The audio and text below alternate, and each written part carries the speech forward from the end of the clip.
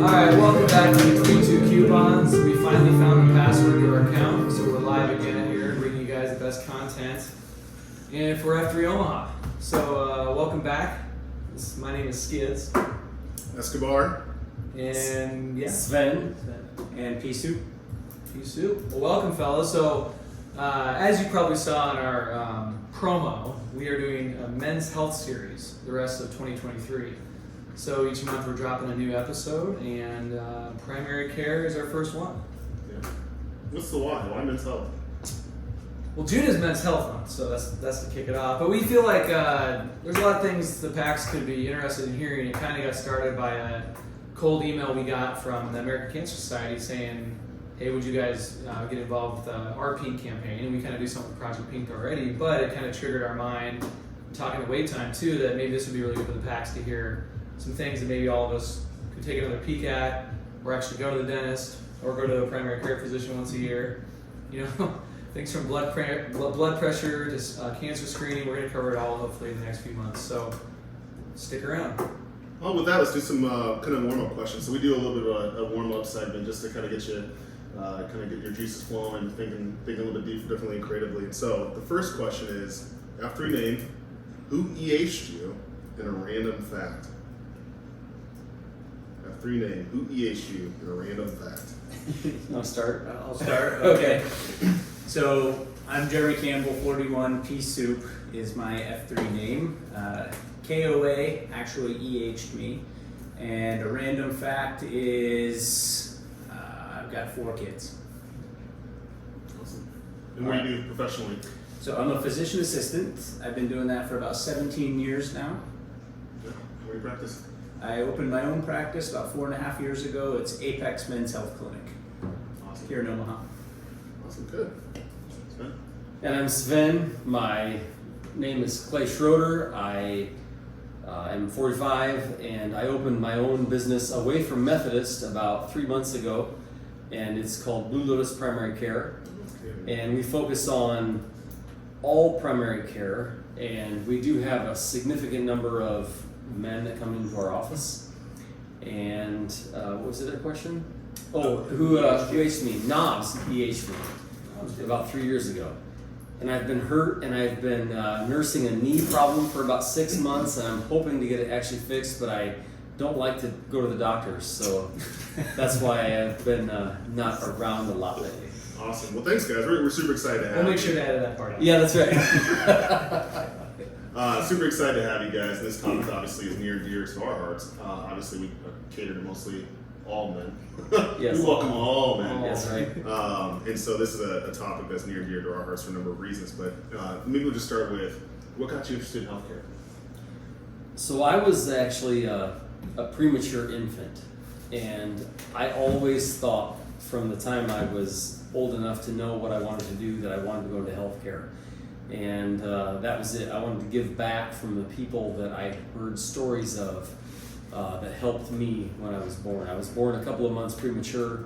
I spent a few months in an ICU before I got to come home, and I heard those stories for a long time, and that's always what kind of drew me to healthcare.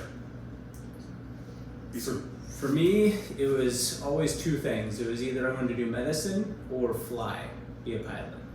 And the funny thing is, I went down this road in my first job out of school. I went to employee health to do the kind of your annual physical type thing that they do, or pre-employment screening. And they have a colorblind test. It's called an Ichihara colorblind test. It's just a bunch of little dots on a paper. And basically you see numbers in these little dots. And so the lady asked, she's like, all right, what number do you see? Sven knows about this. You've seen this before. Yes. So she goes, what number do you see? And I said, maybe a 3. And she goes, all right, do this one. And then what number here? And so I told her what number I thought I saw. She goes, all right, I got to start writing these down. You're missing all of them. So turns out I'm colorblind. Went through my almost entire life until my wife, well, she wasn't my wife at the time. She said, why do you always wear those green pants with a red shirt? And I thought they were brown forever. I couldn't see red, green, colorblind. Wow. So So found out that medicine was the way to go because you can't be colorblind and be a pilot. So that's just How old were you when you realized this? I was in college. Yeah. Wow, that's a long time. I'm just thinking of all the cool outfits that we probably photographed. Man, I still hear about it from my wife. I bet. She still Fantastic. reminds me. So this idea of like men's health is like this. I wouldn't say it's an emergent topic, but I'd say the influence of social media and probably even somewhat the pandemic has maybe shined a light on opportunities in men's health. So maybe just curious, P-Soup, with you opening up a practice specifically focusing on men's health, what did you see? Like, what kind of called you in this specific field? So I'll get back into the history of why I opened up a men's clinic in particular. Was I was at a point in my career, I was in the ER, I was working there, and I'd been there for about 8 years, and I was just getting a little bit burned out, and I thought, hey, I think a clinical position might be better family-wise and just professionally. You know, no nights, no weekends, no calls. So a men's clinic approached me and said, hey, why don't you be our medical provider? We'll listen to you. You decide who needs the TRT. We'll run the business side. I'm like, okay, that's fine. So they did a great job advertising, and we would get brand new guys in there every day. But the problem is a lot of these brand new guys, they just saw the ads on TV or heard the radio ads and thought, oh, I just need some testosterone. And so I was screening them, and I'm like, you've got diabetes, or you've got sleep apnea, or you're 80 pounds overweight, you eat like crap, you don't exercise. You got a lot of low-hanging fruit here that we need to address before just giving you a shot of testosterone to make you feel better. So it didn't work out for me at the men's clinic because I was actually practicing medicine, and so I decided clearly there's a need for this type of medicine in Omaha. How can I do this a better way? And so I opened up my practice just with the one goal in mind of to get guys to actually come into the doctor, get screened at least once a year for these medical problems that crop up just as we get older, and start to take a vested interest in their health. Because us as guys, we're so willing to help anybody else that comes to us and asks for help. But the last person that gets treated well is us. We don't take care of our own stuff. We wake up in the morning, we think, oh, I can get out of bed, I go to work, I kind of mow the lawn, whatever, I feel okay, I probably am doing just fine. But a lot of these medical problems that creep up as we get older, like blood pressure or cholesterol, they don't have symptoms on the outside until it's too late a lot of times. So that was the primary reason I opened up my clinic. I love that, and I don't love the fact that we cannot get a certain provider here in Omaha now to sponsor us that focuses on TRT. It almost has the same name as like one of our It's weird. Just cross that out. Did Hard Hat ask for permission to be called the Apex, or was that conversation? Oh, very good. Something we Yeah. have to talk about. That's right. We never had that conversation, but I'm okay with it. Yeah, we'll play that flag or something. Sven, what about you? Like, what's your angle on men's health? Like, why is this such a big topic right now? Why do you care? So I started my practice in primary care, and the majority of my patients, because I'm an internist, are Medicare patients. And as surprising as it is, I've got a 65 and older population that comes in, they're fatigued, they don't sleep well, they don't understand why their sexual function is where it is, and they hear the ads on television or radio, and they want to get checked.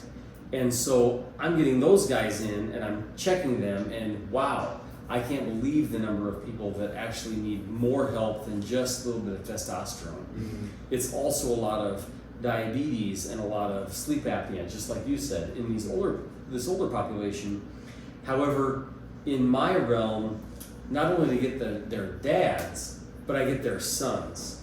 Because they're comfortable with me, they've been seeing me for a while. I've been in Omaha for over 15 years, and I get a lot of referrals into their sons and their cousins and a lot of other family members. And I want to see people when they're 30 years old. And I want to say, hey, this is what you need to do. Pizza and beer are not a way to live your life in your 30s and 40s. Because that is a way to become the 50-year-old guy that has a heart attack when he's 55. My dad had a heart attack when he was 57. And I look just like him. If you look at photos of my father when he was my age, you would think I'm a clone. And I do not want to do that. I'm trying to live a bit healthier. I'm trying to make better decisions, but there's always a draw, and I need to encourage that, to promote that, and to educate that through my practice. I recently broke off from a big health system here in Omaha, and I started my own practice also. And it's been interesting. Lots of people don't want to be taken care of by the system. They want to be taken care of individually, and that's what I think we need to provide in a better way. It's not following a cookbook. It's what is your issue? How are you different from your buddy? How are you different from your family? And can we treat that in a more proactive way to prevent these problems in the future? You guys feel you are able to spend more time with each of your patients than maybe you would have in the prior employment areas you've been in? Yeah, my clinic. Model-wise? Yeah, my clinic is what's called direct primary care, so it's more of a membership model. So it doesn't require, or I don't ever bill insurance. So I get that question a lot from guys that are new. They say, well, should I bring my insurance card? And I say, don't worry about it. You don't need it. So my practice, it's just like a gym membership is direct primary care. It's $99 a month. You get an annual physical, checks all your labs. But now since you're a member, you can call me, text me, email me, come in and see me as often as you need. No deductibles, no co-pays. It doesn't cost you anything else. It's just like the gym basically. Yeah. So to answer your question, yes, because I have a much smaller patient population that I take care of, then I can spend as much time as I need basically with the guys. Like any sick visit is a 30-minute appointment. I don't have more than one patient scheduled at a time. My annual physicals, it's an hour-long appointment that I block out that way that we have plenty of time for me to ask all my questions to make sure they're on the straight and narrow. We talk about diet, sleep, smoking, drinking, their exercise, and then still have plenty of time for them to ask any questions about their health. So yeah, I get to spend a lot of time with my guys. Yeah, and mine's a little different.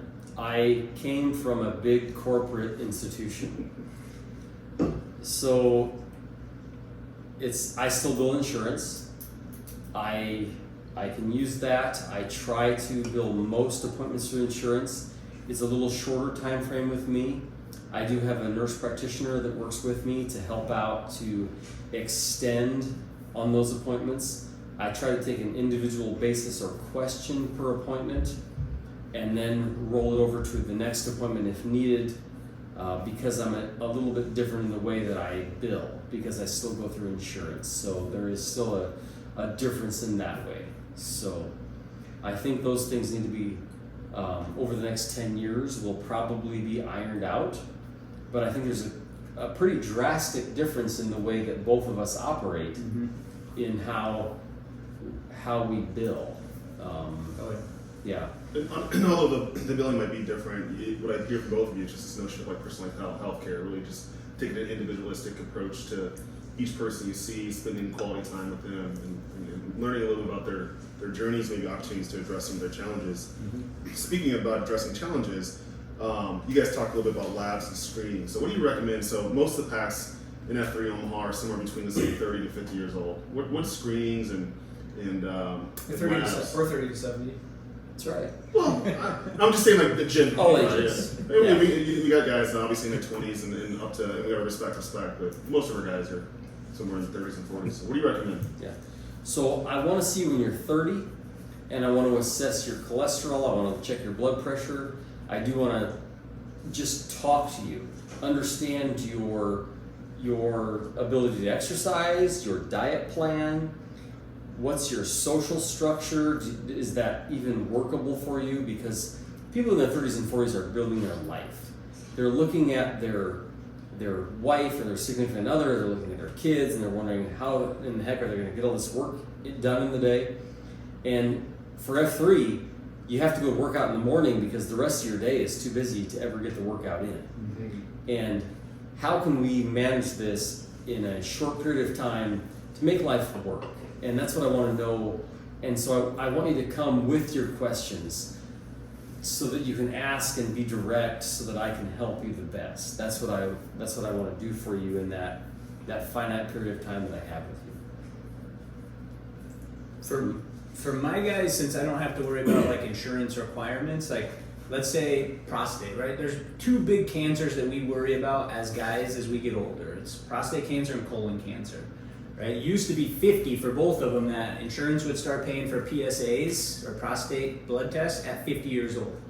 And colonoscopies, your first one they pay for at 50. Now colonoscopies, the minimum age is 45. They'll do it 5 years earlier, but they still won't do PSAs before then. So for my guys, I do a pretty comprehensive panel just once a year. So it includes all the blood counts, lipid panel, inflammatory markers, vitamin D level, hormone panel, PSA, thyroid, diabetes checks, all those types of things. That way I can watch them over a little bit longer period of time, and then I don't have to worry about missing something later on down the road. And to be honest, like there's been a couple of guys that were on the younger side that I found their PSAs were elevating, and they ended up having to go down that road of getting biopsies. And luckily one of them just came back, I heard on Friday, called me and said, hey, bust out the fine china and the champagne, my biopsy was negative, I don't have prostate cancer. So I'm like, fantastic, that's great news. Mm-hmm. That's kind of the big things that I'm looking for. Thanks for that. In the blood. Yeah. Now, how often should our guys should be seeing you? Like, what do you reckon? To be fully transparent, like I'm not even quite sure I've established a primary care provider, right? And I sure as hell don't go annually. But how often do you reckon? That's why he's interviewing you guys. This is all for me, like. Yeah, right. This isn't even on. I don't know. I like to see a guy once a year. I think it's important to check in at least once a year to review these issues, to make sure that things are getting screened like they're supposed to, that we are asking the appropriate questions, and there is no stupid question. I tell people multiple times through the appointment, what else are you wondering about? Even something as simple as, should I eat this? Should I exercise here? My hip kind of hurts when I do this. Those are important questions to know about, because you may not know, and we deal with this every day, and we want to give you guys the best feedback that we can. But unless you tell us, we don't know what you're experiencing. And it's that way for lots of things. Like if I call somebody to my house for my air conditioner because it's making a beep every once in a while, I don't know what that means. Mm-hmm. But that's what their specialty is. So please ask us. Please come in once a year. Yeah, same thing I tell my guys is, I say, there's some awkward conversations here, right? I'm asking you questions that you don't talk about to anybody else, but you got to think of this is what I deal with every day, all day, right? This is no different than you talking to the furnace guy about your furnace. This is just your health. And I tell them the same thing is that I can't fix a problem I don't know exists. Mm-hmm. So if you don't tell me about it, then we can't address it. So you got to be just straightforward, open, honest, and get the questions out there. We're going to we hope to have a mental health episode, but do you guys also screen, you talked about social structure a little bit. We know that's a big issue in the country and has been for a while, especially with guys, depending on their social structure. Is that part of your screens or something you guys are looking at? It is for me. The way insurance billing goes right now, I have to do a mental health screen every time you come into the office.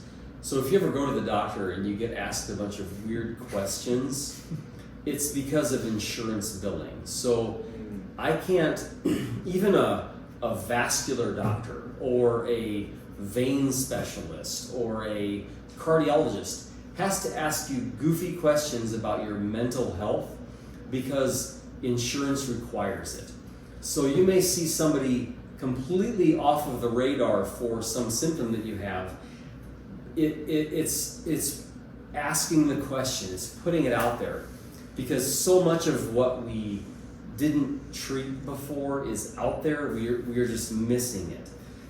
So this is a goofy thing that I've picked up in the last 5 years. I see about 30 people a day, which is a lot. And I would say 3 to 5 of those visits per day are actually because of constipation, which you would never believe. But the American diet is so bad that constipation brings people in for a multitude of symptoms that we screen for, we diagnose, and who would know that constipation would be a major diagnosis plan in my day, every day? I feel like you like to say that word. It just rolls off the tongue. I can't believe it. I talk about poop and pee so much you can't believe.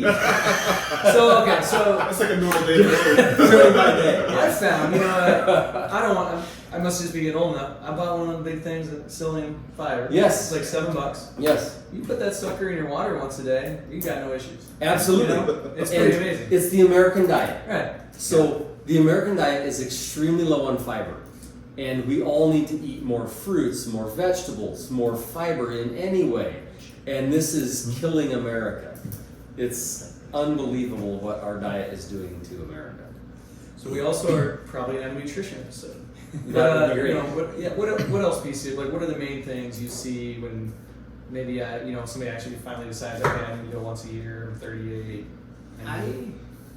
I get kind of the advantage that since I have the word men's clinic in my name, that a lot of guys look at me for testosterone right away. And when I first started Apex, for the first 6 months, I told the marketing people, I said, don't mention anything about hormones. I don't even want to be seen as the hormone guy.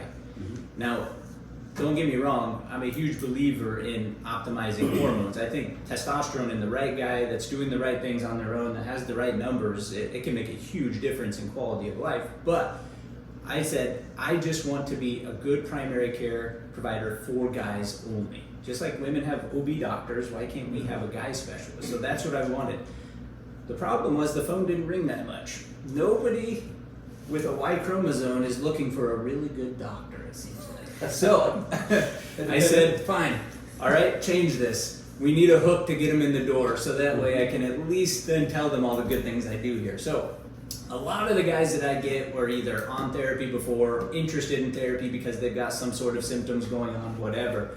So I get them in, and usually those guys are already kind of at a point where they're experiencing enough symptoms where it's causing some sort of quality of life issue with them, whether it's bedroom problems or they can't exercise or they're gaining weight like crazy or they're depressed or anxious all the time, whatever. So I in particular get to see them when they're kind of at a lower point. And that's kind of my big joy actually, is seeing that guy that first comes in and then 6 to 12 months down the road, like the turnaround and the quality of life that they have. I love seeing that in them, and the patients are happy. They're appreciative. It's just a complete shift of like ER medicine, which was the last thing I did, and I like it a lot. So there's components of healthcare that are slightly taboo, especially like if you think of like the perception of men, right? Like we've been taught in many circles like this idea of like, tough it up, tough it out. Here's your extra Robitussin or whatever, and kind of get on with your day. But like a couple topics are really taboo, such as like sexual health, mental health, pain control, and like the fear of just cancer. Like, what are your recommendations for PACs that maybe carry this either as consciously or subconsciously, like this fear of having a conversation with the provider? We're just going into. We're all very familiar going into a medical office. Like it's not scary. Yeah. But a lot of like my dad doesn't like to go. So there's people that are avoiding things even though they have issues. Yeah. So yeah, like what are some life lessons you've had, or to Esper's point, like what's the hook? What would you tell the PACs that, like, this is what I saw happen, you don't want this to happen to you kind of thing? Or more positive. So I would actually say, if you have a good relationship with your significant other or your spouse, bring that person in. Because I have had some amazing discussion with some of my patients when there's another person from your situation in there to keep you accountable. You may not want to talk about it. You may not want to bring it up. It's embarrassing. It's something that you just have been fearing for a while. But if you can get the edge to bring that person in, I have had amazing conversation with some of the patients that have come in with their significant other to have that conversation about these are the real issues, and to lighten the mood. When I walk in and I see that there's a spouse present, I'm like, somebody's in trouble. And it's probably me. Like, what did I not get from you the last time you came in that this person thinks is important enough that we are missing here? And let's bring it out in the open right away, because those are important conversations to have. And if you want to write it down, bring a list of things that you definitely want to talk about. Put it on your phone, put it on a piece of paper, I don't care, or bring a person that can keep you accountable to those questions that you have that are really not fun to talk about, because you have a protected space in a physician office or a PA office of this is your time to express your fears, your questions, your, is it weird that my big toe looks yellow? Because a lot of people have that and they don't know that that's easily treatable. I can give you a medicine for a few months and you can wear sandals again. So things like that don't need to be scary, but we need to know about them. And sometimes bringing a person in can really help. So in my office, since it's small, there's just me and another guy that worked there, I get a lot of the phone calls for new guys that are looking for appointments, and you would not believe how many of them are wives or girlfriends calling to make an appointment for somebody. And one thing I always ask is, are you going to be at the appointment with them? Because I love it when the wives or girlfriends come in, because I call them the truth meters, right? Because whatever the guy's not saying or whatever they tell you, you can just look next door to them and then they'll be shaking their head or like, I don't think they're agreeing with what you're saying. So, and then they'll spit it out. So I love that. And then my joke to kind of help lighten the mood when I get them in the office is, there's 3 ways guys will come to the doctor. 1, an ambulance will take them. 2, their girlfriend or wife makes the appointment for them. Or 3, there's something wrong with their manhood. There's usually those 3 are the biggest reasons why they'll actually go to the doctor. It's true. It's powerful. Well, yeah, let's get one last plug for each of you guys. Like, where are you guys located? What are your hours? Where can PAX find you? Because I know we're all over town. So if you just want to throw that out there too. So Apex is at 78th and Cass Street, or just south of Cass really. It's on Wakely Plaza, so right on 78th and Dodge and Cass, right in that area, right by Children's or Methodist. Our hours are variable. Most of the time it's Monday through Friday. There's some Saturdays that I'll come in if there's guys that have kind of those Monday through Friday jobs that they work dawn to dusk and they can't make it in during the week, then I'll come in and do Saturday clinics for them. But otherwise, pretty much just by appointment only. Most days I'm there from about 8:30 till 4, 5. Awesome. And I'm Blue Lotus Primary Care. We're 8 to 5, Monday through Friday. And we don't have Saturday or Sunday hours, but I'm on call 24 hours a day. So I can answer a question, refill medicines. We do everything over the telephone after 5 or Saturday, Sunday. So that's pretty cool that you guys are both available directly with your cell phones. I mean, that's kind of concierge medicine that's kind of more popular. Also, how did you each name your clinics? I mean, White Lotus obviously was taken, so So Blue Lotus, I have a partner in my business, and she asked me what word I thought of myself, and I thought tenacious. And if you Google tenacious, the Blue Lotus comes up. The Blue Lotus flower grows out of a horrible, actually, condition. It comes out of a muddy, gross-looking substance to grow this beautiful flower. And it's also psychedelic, so why not, right?